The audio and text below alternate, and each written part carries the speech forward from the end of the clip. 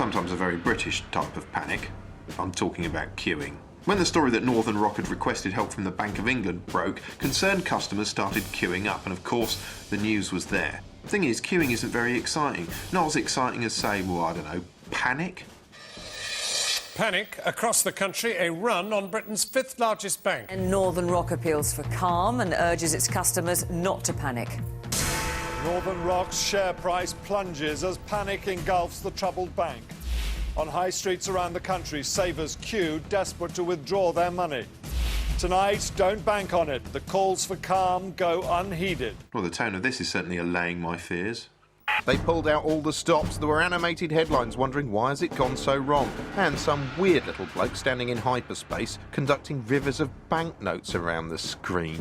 In a bid to whip up a frenzy, they even wheeled out the big puns. Things look rocky for Northern Rock. Competing for attention amongst all the news pizzazz was Alistair Darling, the Chancellor of the Exchequer. But a weedy-browed man is no match for all the surrounding theatrical seriousness, especially when he's backed with pounding dramatic drums. If people want to put money in, or if they want to take money out, they can get their money out. The bank is able to provide them with the funds if they want to withdraw their saving. You know, if I was Alistair Darling, I'd insist on being accompanied by a string quartet all the time, just so they couldn't dub that sinister music over me. Look how much more relaxing it is. People want to put money in, or if they want to take money out, they can get their money out.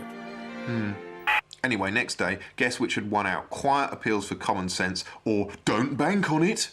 Calm down. The Chancellor renews his plea tonight as thousands of Northern Rock savers ignore his advice. Compounding the problem, the news spends more time than ever asking people what they think.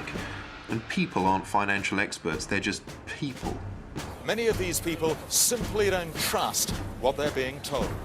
The Chancellor has said, don't panic. So did the captain of the Titanic. That went down. A valid financial point.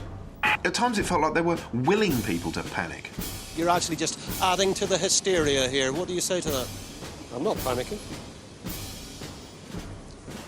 Are you here to get your money out? Yeah.